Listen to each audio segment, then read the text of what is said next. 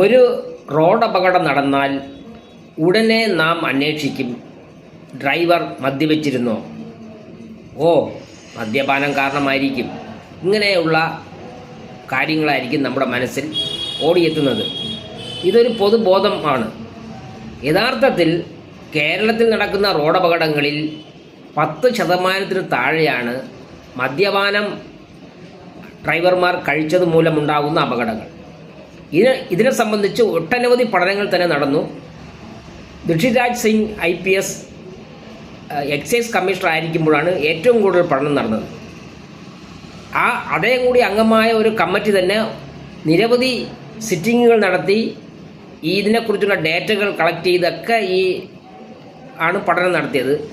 അതിലാണ് വളരെ തുച്ഛമായ 8%-നും 9%-നും അകത്താണ്, അതായത് 10% താഴെ മാത്രമാണ് ഈ മദ്യപാനം മൂലമുള്ള അപകടങ്ങൾ. ബാക്കി ബഹുഭൂരിപക്ഷവും ഡ്രൈവറുടെ അശ്രദ്ധയാണ് പ്രധാന കാരണം. അതുപോലെ തന്നെ റോഡിൻ്റെ ശോചനീയ അവസ്ഥ വളരെ കുറവാണ്. അതും ഏതാണ്ട് 10%-നകത്താണ്.